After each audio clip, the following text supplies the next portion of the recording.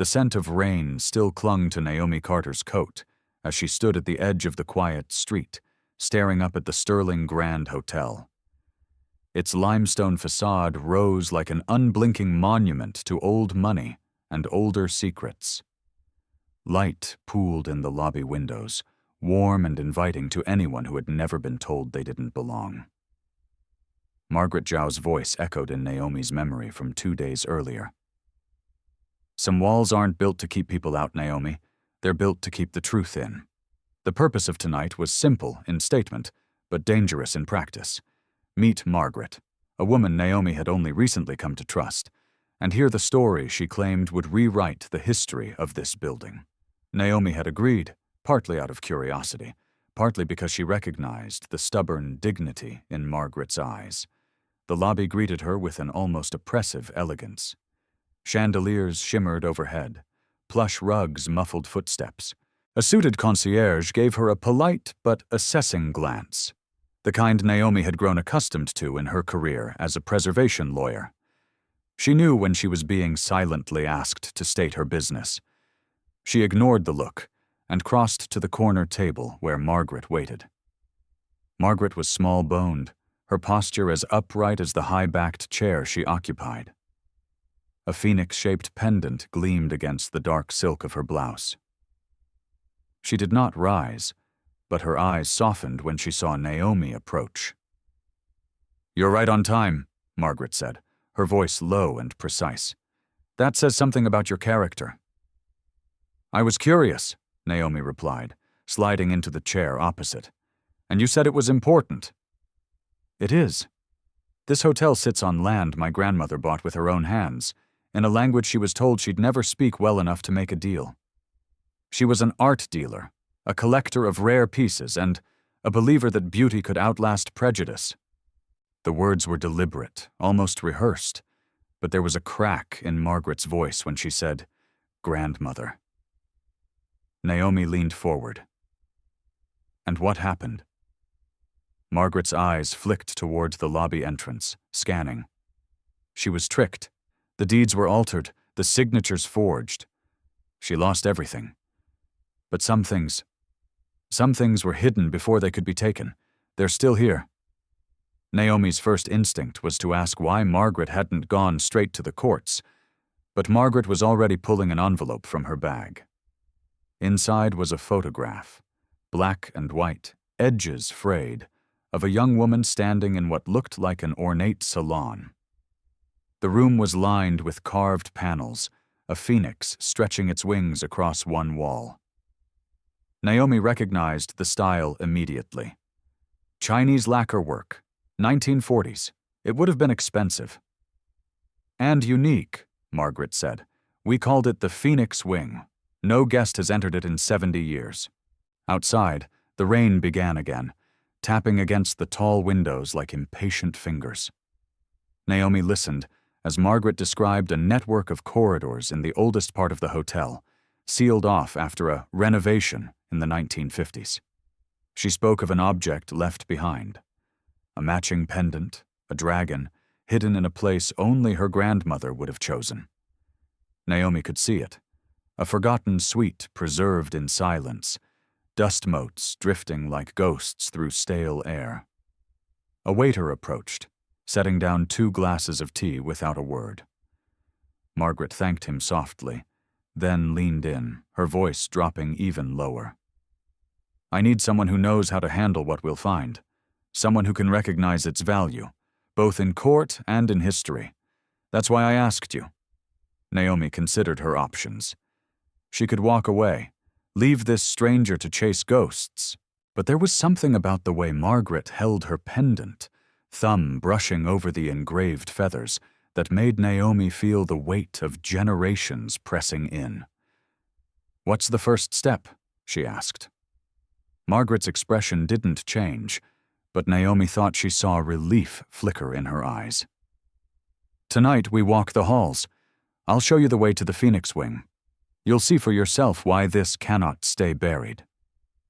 They rose together, leaving the half-drunk tea on the table. The elevator ride was silent but tense, the kind of silence that isn't empty but full, of questions, of the possibility that everything might change in the next few minutes. When the doors opened, the corridor was dimmer than the lobby, the carpet thinner, the air cooler.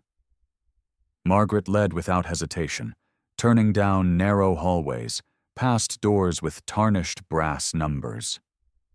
Naomi noticed her pace quicken when they reached a section where the wallpaper changed, from patterned cream to deep, faded red. At the end of the hall stood a locked double door. Margaret withdrew a small brass key from her coat pocket. "It was in my grandmother's sewing box. I've carried it for 20 years. The lock gave way with a reluctant click. The door creaked open, and the scent of sandalwood and dust spilled out. Naomi stepped inside, her breath catching. The phoenix wing was real. Even in the half-light, she could see the lacquered panels, the gold leaf catching what little illumination crept through a narrow window. Every surface was layered in history. Margaret moved toward the far wall, fingers brushing over carved feathers. Somewhere here. She hid it. Naomi wanted to ask about the pendant, but something made her stop. In the hallway beyond the open doors, a faint shadow flickered, quick, then gone. Her pulse kicked up. "Margaret, I think someone followed us." Margaret's hand stilled on the panel. For a long moment, neither of them moved. Naomi's mind raced. They were standing in a room that had been sealed away for decades, holding the key to a legacy long denied, and someone else might already know they were here.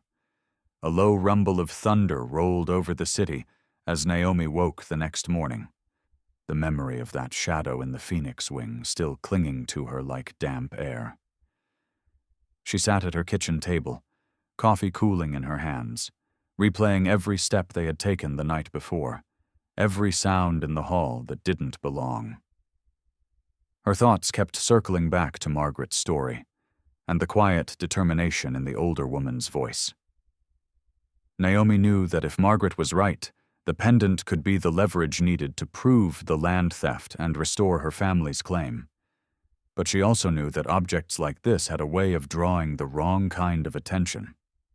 By mid-morning, she was back at the Sterling Grand, this time not as a quiet visitor, but as someone prepared to probe for answers. She chose the service entrance, avoiding the ornate front doors. The narrow, utilitarian hallways smelled faintly of bleach and laundry steam. Every turn brought her deeper into the hotel's working underbelly, a place where staff came and went with clipped words and eyes that slid away from hers. She had arranged to meet Elias Monroe, the hotel's chief of maintenance, in the boiler room. He was a wiry man in his 50s with a New England lilt to his voice and a knack for remembering the odd details no one else noticed. When Naomi mentioned the Phoenix Wing, he hesitated, his gaze darting toward a corner where old blueprints were stacked. "You're not the first to ask," he said finally, thumbing through a set of faded schematics. "But you're the first to come with someone who actually has a right to it." He showed her a penciled outline of the original layout, the Phoenix Wing drawn like an annex grafted to the main building. A second, narrower passage was marked in dotted lines, an old service corridor that connected directly to the street. Naomi's pulse quickened. Could someone use that to get in without being seen? Elias gave a slow nod. If they knew where to look, and if they had the right key. She thanked him, folding the blueprint into her bag. As she left the maintenance level, she couldn't shake the sense that she had just been handed a map to the hotel's hidden heart, and to whoever had been in the hallway last night. That evening she met Margaret again, this time in the hotel's garden courtyard. The air was cool, scented with early autumn leaves and the faint perfume of night-blooming jasmine. Margaret looked sharper, more alert, as if the weight of secrecy had turned into a readiness for battle. Naomi spread the blueprint across their table. "There's a service corridor here," she said, tracing the dotted line with her finger. If someone wanted to reach the Phoenix Wing unnoticed, this would be the way. Margaret's eyes narrowed. Then they know what's in there, or at least they suspect. They planned a return to the wing, but this time they would split up. Naomi through the main hall, Margaret through the service route. They hoped that if anyone was watching, the movement might draw them out. The plan worked sooner than Naomi expected. As she approached the wing, her footsteps soft on the worn carpet, she heard a door click shut down the corridor. She quickened her pace, rounding the corner just in time to glimpse a figure in a dark coat slipping through the service door. She called Margaret's name, but there was no answer. Heart pounding, she pushed the wing's double doors open and stepped inside. The room was just as they had left it, except for the thin line of dust disturbed along the far wall, right where Margaret had searched for the pendant. A whisper of movement came from behind one of the carved panels. Naomi crossed the room, every sense alert. Her hand hovered over the phoenix's beak, the point Margaret had said concealed a hidden latch. Before she could press it, the panel shifted slightly on its own. She froze, her mind balancing on the knife edge between fear and resolve. From the shadowed gap, a hand emerged, and in it was the dragon pendant, gleaming in the dim light.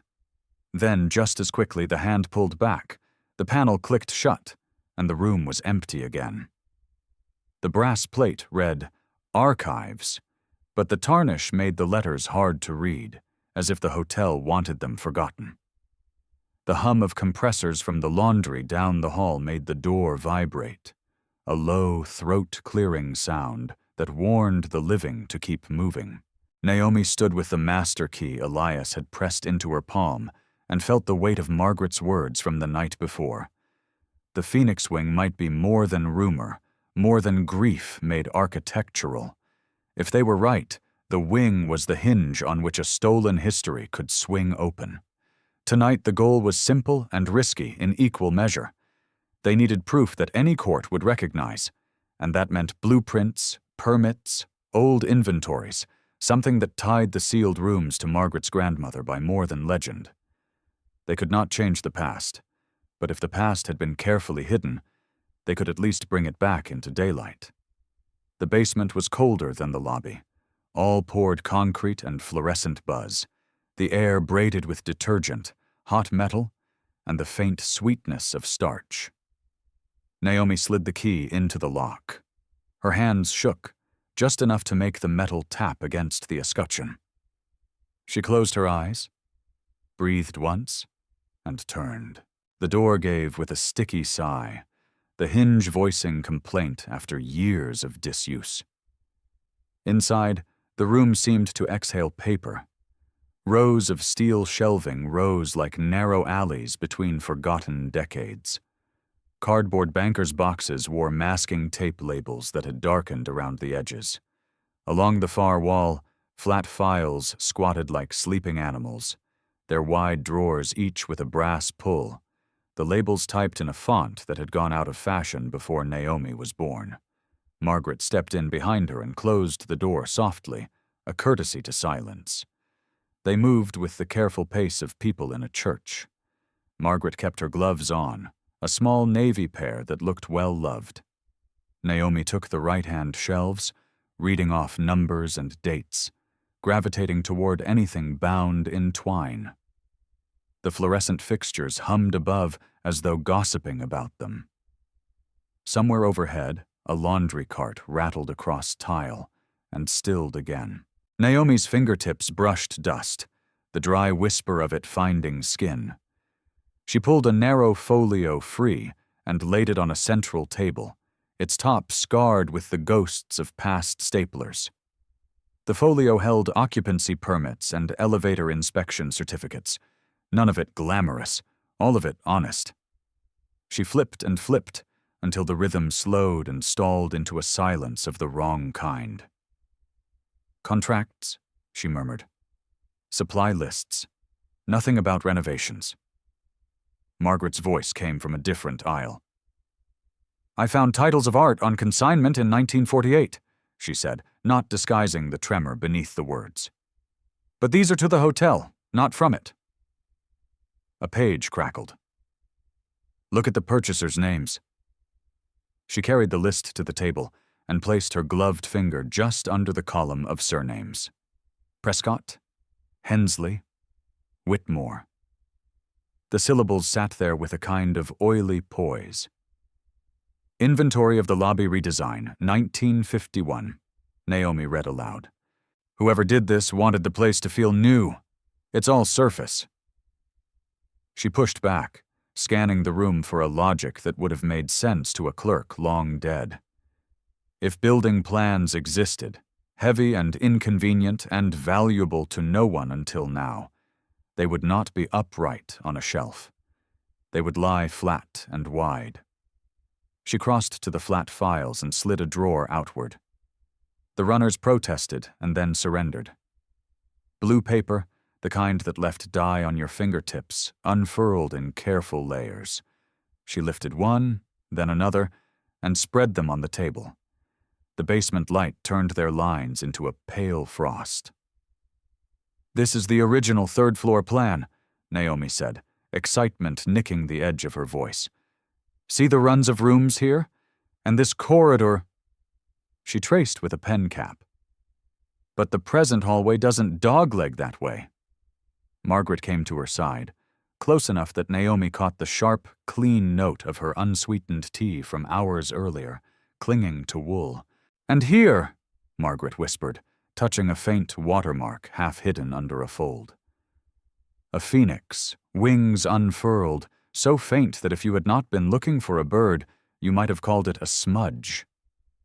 They moved through the drawers like divers, deeper now, less oxygen, more light. In a bottom drawer they found what they had not known to hope for. A revised plan stamped 1952, the year the hotel reopened. The corridor straightened, the dogleg vanished, the room count increased in a way that only made sense if volume had been stolen from somewhere. They erased a bend, Naomi said. You only erase a bend if it leads to a room you do not want anyone to find. Or a room you want to keep, Margaret answered, her voice low, reverent and bitter at once. They photographed everything. Naomi's phone made soft shutter sounds that felt too loud in the paper hush. She took duplicates, then forced herself to take duplicates of the duplicates. It was not paranoia to assume that a single copy would disappear. It was ritual. It was building a barricade of evidence against wind. Third floor, Naomi said. If the Phoenix wing is where she drew it, the approach is behind the ornamental alcove by the east windows. I noticed the proportions last week. Something felt shallow. They restored the plans to the drawer, slid it shut, and left the room as they had found it, except lighter by a secret they now shared with the air. In the service corridor, their footsteps found the old rhythm of polished shoes and rubber-soled diligence. The elevator's panel blinked to 3, as if it had been waiting for this call since the day the brass was installed. Upstairs, the silence changed character. The carpet thickened. The lights warmed to an amber that flattered old wood. Naomi steered them past a painting of a Hudson River scene, more expensive than it was good, and into the stretch of hallway where a massive porcelain vase lived in a niche.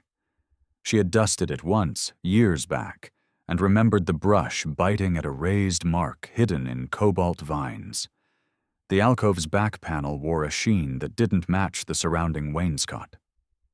Naomi ran her fingertips along the seam where wall met base and felt a whisper of air against her knuckle. She crouched. The trim had been replaced, but not by someone who loved wood. A hairline gap admitted the faint scent of age. Linen, lacquer, and time. Here, she said, standing, and pointed to the vase. I think the catch is part of the pattern. Margaret leaned close, her breath fogging the glaze, then wiped with a handkerchief. There, spiraled into a lotus stem, a bird no larger than a postage stamp, its tail too extravagant for a sparrow, its crest too proud for a swallow. Margaret pressed the beak. The panel gave with the smallest click, like a teacup set down in the next room. Together they pushed. The alcove swung inward on silent hinges, revealing a narrow space into which the hall's light could not reach. Naomi took her phone, thumbed the flashlight on, and sent a blade of white forward. The beam found dust lifting in lazy motes and a corridor only shoulder wide, the walls plaster smooth and the floorboards old enough to complain. They stepped inside, easing the panel closed behind them. With the hotel sealed out, the sound of their breath expanded. Naomi lifted the light and saw the corridor bend after a few paces, not an architectural flourish, but the shape the original plan had promised. The floor tilted minutely toward the interior wall, an old trick to keep accidental spills from staining the runners. Someone had built this to be used, not merely admired. At the bend, the corridor terminated in a door that had not seen a polishing cloth in decades. The paint was not quite the color of the surrounding wall, as if the hallway had been repainted around it for years by staff who pretended there was nothing to paint. At eye level, in the center of a small brass escutcheon, a shallow depression had been cut, oval, feathered along one edge. Naomi raised the light to it, and the corridor gave back a soft gleam from invisible particles. The depression was not for a key in any ordinary sense. It was a receiving bowl shaped like a bird in flight. It was a memory of something that should touch it. Margaret took off her glove and reached beneath the lapel of her coat. The phoenix pendant lay warm against her wrist where the chain had pooled. Up close, the gold looked more like sun than metal. She held the pendant a breath above the depression, then rotated it until the feathering matched feathering. The fit was almost shy. When she turned, the metal whispered and the mechanism inside the door woke, a tiny cascade of clicks fanning inward. Naomi swallowed. The hotel on the other side of the wall seemed to step back and hold itself still. She thought, as if from a far room of the mind, of the front desk, all smiles and printed folios, of the concierge who mispronounced names with spotless confidence, of the way Victor Hensley's gaze always slid off the edges of things he did not want to see. Even invisible, he was present here, his legacy the lacquered habit of pretending there was no door at all. The latch gave. The seam widened. Cold air breathed over their faces from a space as intact as a sealed letter. Naomi angled the light into the room and saw silk, dulled but intact, spread across walls like pressed river water. Carved screens made thinned darknesses. In an arched niche, a porcelain vase stood under a shawl of dust, and even through the film, she recognized the same phoenix emblem raised in the glaze, sentinel, and signature. Margaret did not step through yet. She stood on the threshold, hand still bracing the pendant in its cradle as if releasing it would undo the moment. Naomi felt the odd urge to say a blessing or to apologize for their long delay. The air in the chamber beyond held the weight of long-kept breath, a pause kept for 70 years, waiting for a voice to complete the sentence.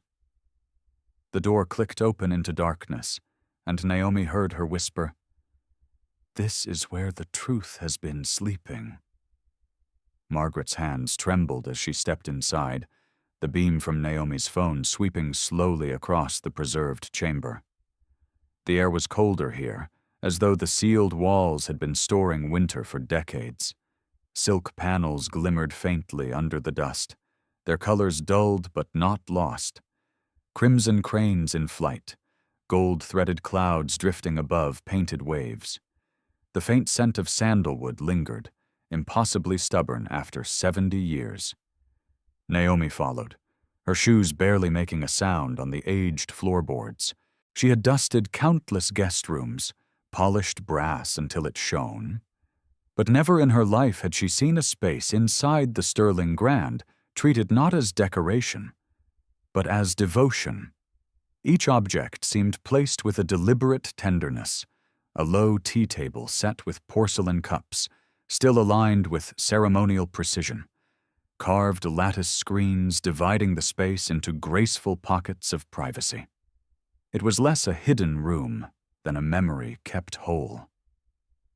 Margaret's voice was quiet but certain.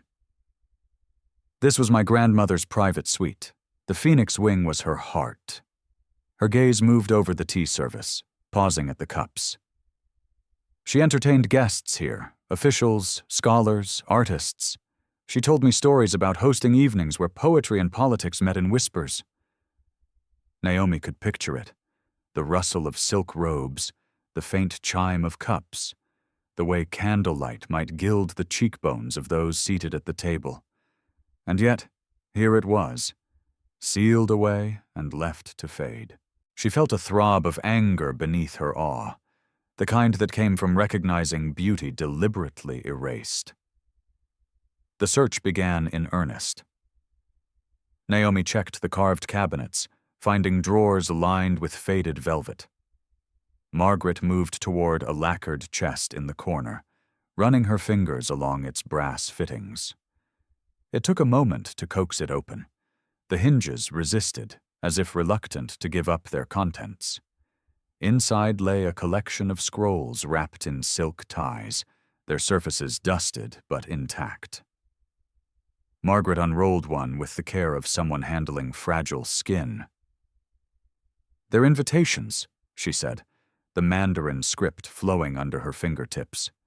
"Official dinners, signatures." She traced a name, her brows drawing together. "Here, Prescott. He was a guest. And here, Hensley, repeatedly." She glanced at Naomi. "They were guests before they were thieves." A sudden clink drew their attention. Naomi had discovered a false panel behind the tea table. Beneath it, a shallow compartment held a bundle wrapped in oilcloth. She pulled it free, unwrapping layer after layer until her hands touched a leather-bound ledger. Inside, columns of ink detailed transactions in 2 languages: rent payments, art consignments, property valuations. The last entries were dated weeks before the hotel's ownership changed hands. "This is it," Naomi breathed. "Proof she owned more than they claimed, proof they took it." Margaret's hand rested briefly on Naomi's shoulder. "We need to photograph everything, and hide the originals somewhere safe until the right moment." They worked in silence, the camera shutter clicking softly, light flashing briefly across gold leaf and brittle paper. Every detail was documented twice. Naomi felt the weight of the evidence grow with each image, the ledger heavier in her arms, not because of paper, but because of what it meant. The silence broke with the faint sound of a footstep from beyond the hidden corridor. Naomi froze, her eyes snapping to Margaret's.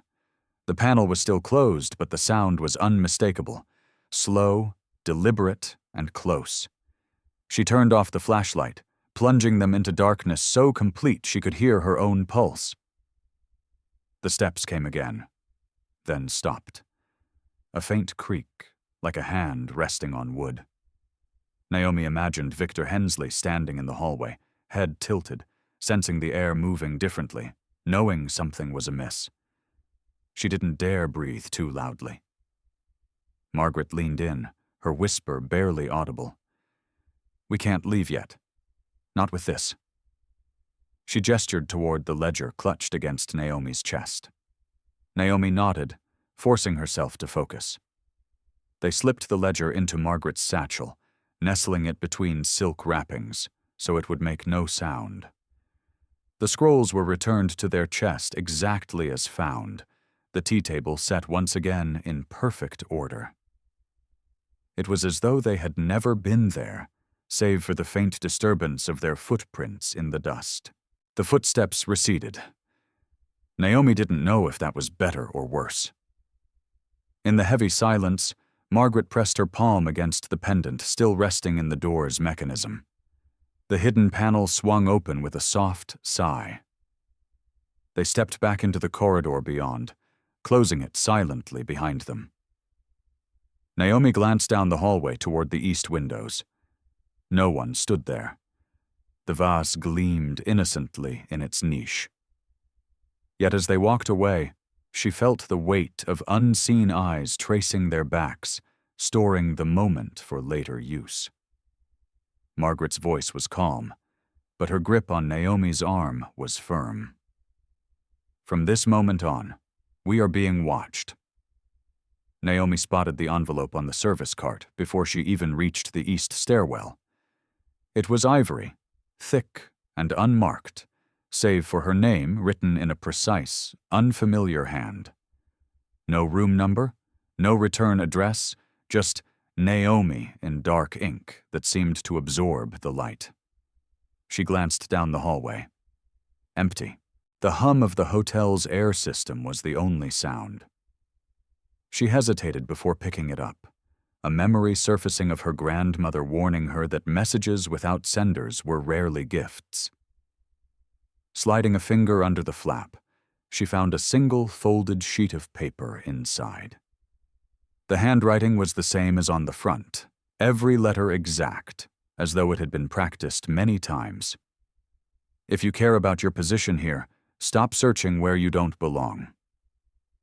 The words carried no signature, no date, just that flat warning. Naomi folded it once more, tucking it deep into the pocket of her apron before someone rounded the corner and saw her standing still. She didn't tell Margaret about the note immediately. Margaret had enough to contend with. The ledger now hidden in a false-bottom drawer in her suite. The scrolls photographed, but still too fragile to move.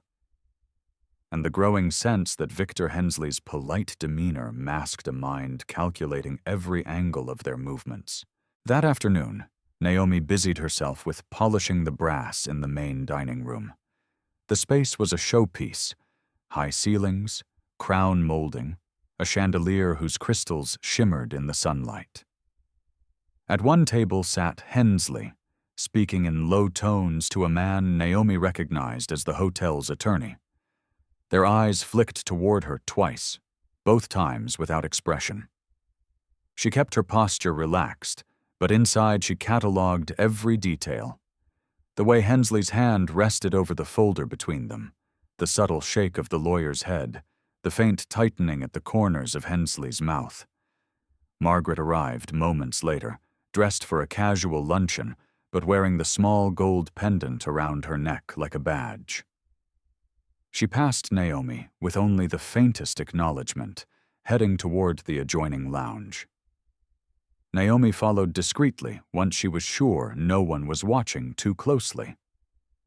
Inside the lounge, the light was dimmer, filtered through heavy drapes. Margaret had chosen a table near the far wall, her back to the room, her face angled so Naomi could approach without attracting notice. Naomi slipped into the seat opposite her, pulling the warning note from her pocket and sliding it across the table. Margaret read it once, then again, her jaw tightening.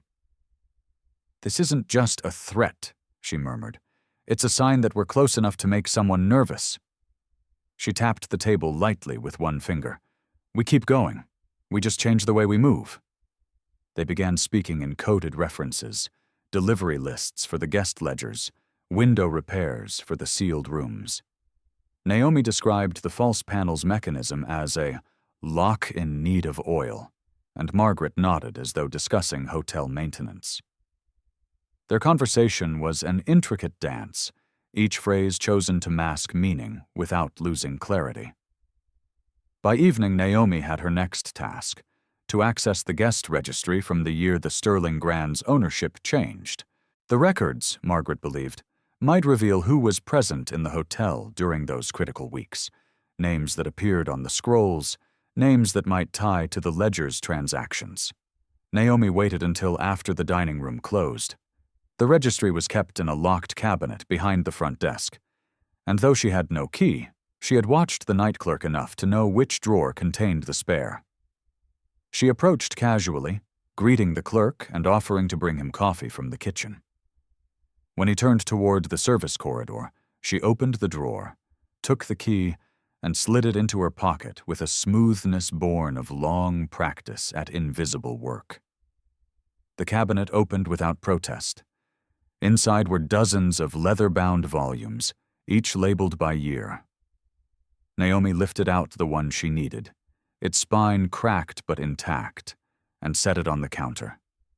Names, room numbers, check-in dates, all written in the same meticulous script. She began scanning, her eyes darting for anything familiar. Halfway through, she found it. Prescott.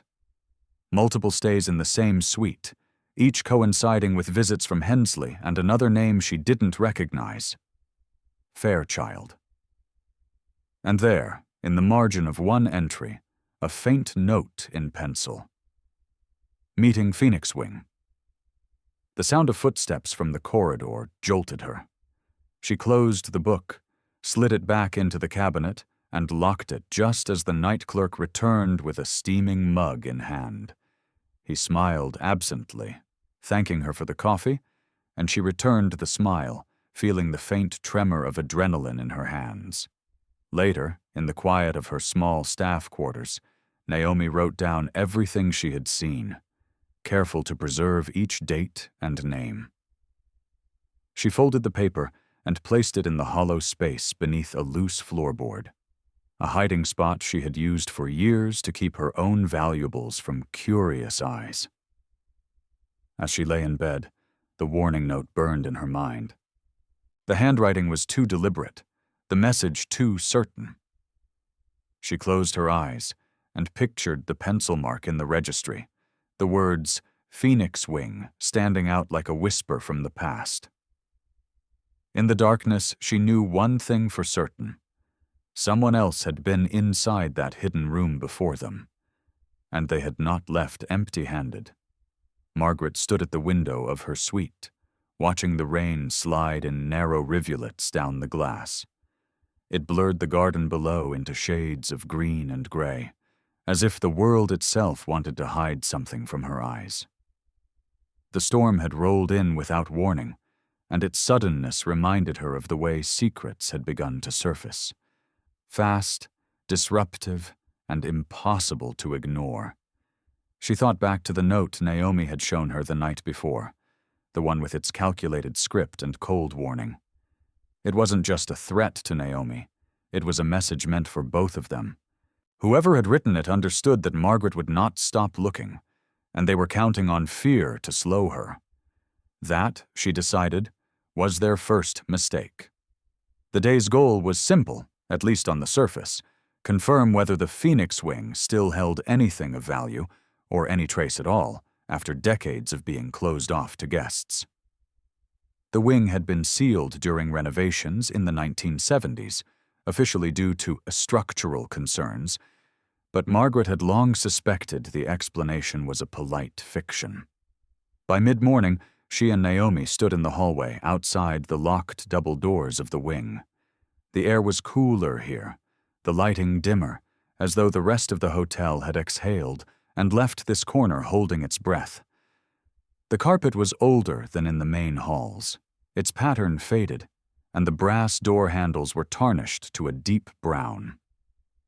Hensley had passed them earlier in the lobby, offering a pleasant nod without slowing his stride. Margaret had caught the flicker in his gaze, though a flash of recognition at the keyring Naomi now carried. It had taken days of subtle maneuvering to acquire that ring from the maintenance office, each key carefully returned after use until they had the full set.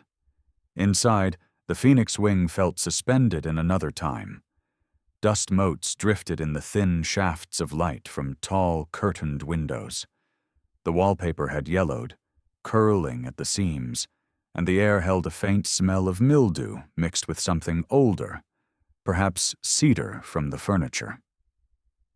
They walked in silence past rows of rooms until they reached the far end, where the corridor widened into a small lounge.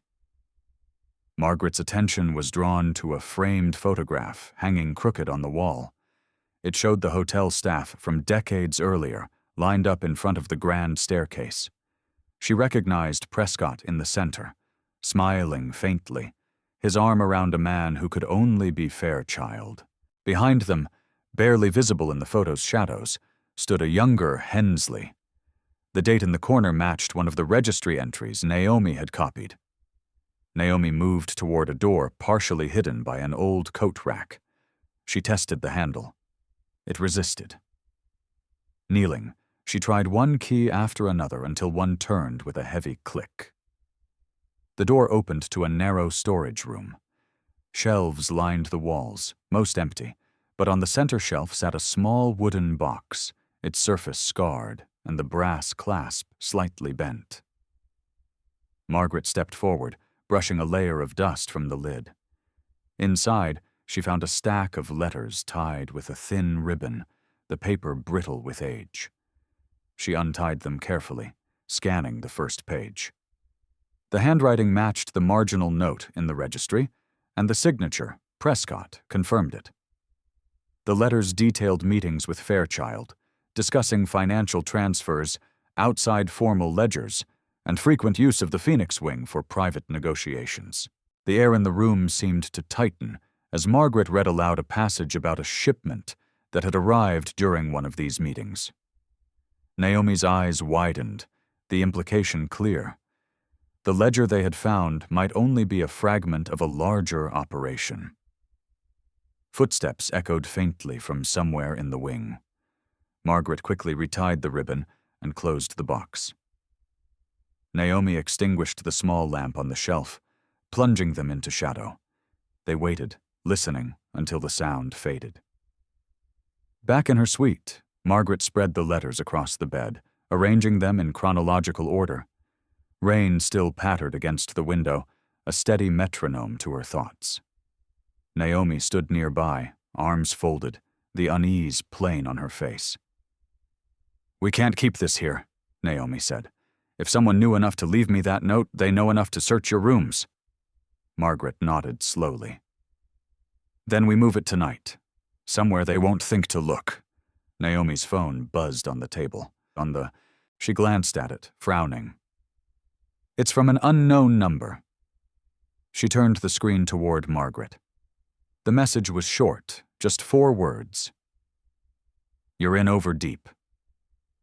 In the end, what lingered in Margaret's mind was not the rusted key or the brittle paper, but the silence that followed each revelation. Silence had been the true currency of her family for decades. The unspoken agreements and the polite evasions passed from one generation to the next. It had seemed like dignity once, like discipline, but now she understood it as a wall that kept truth out and rot in. That wall had been cracked open, and though the sight beyond was ugly, there was also something clean in the air, like the scent after a storm. The letters in her possession were not just evidence of misdeeds. They were windows into choices that had shaped who they had all become. Prescott's charm, Fairchild's cunning, even Hensley's quiet loyalty. Each had left an imprint on the family's legacy. Margaret could not pretend she had not benefited from some of those choices, nor could she claim she had been entirely blind to the shadows they cast. What shocked her was not the wrongdoing, but how familiar its texture felt. Forgiveness, she realized, was not a single act. It was a sequence, 1 part willingness, 1 part time, and 1 part acceptance that some wounds would never fully close. Naomi's steady presence beside her these past days had been a reminder of that truth. They were not bound by blood, but they had both been shaped by the same weight, the fear of what might be found if they looked too closely. And yet here they were, standing in the rubble of a broken legacy, still choosing to search. The confrontation with the past had not been glamorous. It was not a courtroom speech or a dramatic confession. It was hours of sorting through dust, of deciphering faded ink, of feeling the ache in one's back after leaning over a desk too long. But in those quiet labors, Margaret felt a strange sort of honor. She was doing what generations before her had avoided, not for glory, but for the dignity of leaving something honest behind. Her relationship with Naomi had shifted in small, telling ways. Where once their conversations had been guarded, now there was a shared shorthand, a trust born of having both seen the family's naked truth and decided to keep walking forward together. It was not without tension. There were moments when Naomi's bluntness clashed with Margaret's measured restraint, moments when they both doubted whether it was worth the risk. But in those moments, the choice to persist became all the more deliberate.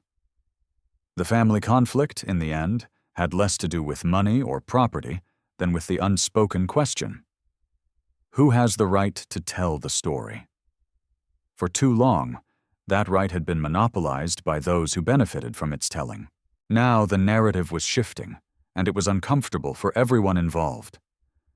Margaret could feel the unease ripple through the household, through the wider family network, through the way certain phone calls went unanswered. There would be no clean resolution. Some relatives would choose distance over dialogue. Some would cling to the old myths, refusing to acknowledge any version of events that cast their predecessors in shadow. But there would also be those, quiet at first, who would step forward with their own fragments of truth, emboldened by the fact that someone else had dared to speak. Redemption, she understood now, was not the same as erasure. The past could not be scrubbed clean, but it could be recontextualized, reclaimed as a warning rather than a model. It could be turned into a story told not to protect reputations, but to prepare the next generation for better choices. That, she thought, was the only legacy worth leaving. Naomi's role had been transformative. She was the catalyst and the mirror, reflecting back the parts of Margaret she had long stopped examining. Without her, the investigation might have remained a private curiosity, abandoned at the first sign of real danger. With her, it had become something larger, an act of defiance against the tyranny of silence. The cost of truth had been steep. There was the loss of certain relationships, the erosion of some measure of security, the constant awareness that others were watching and waiting for them to fail.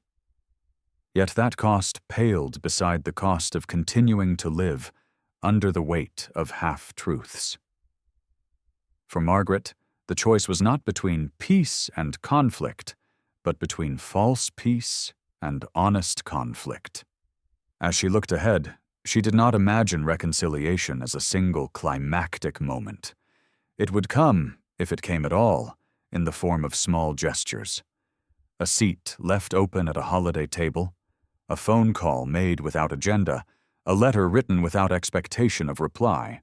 Those gestures would be the truest markers of healing, far more than any formal apology. In quiet moments, she found herself thinking of the estate itself. Its walls had held both grandeur and deceit, joy and grief. She had once dreamed of preserving it exactly as it was for future generations.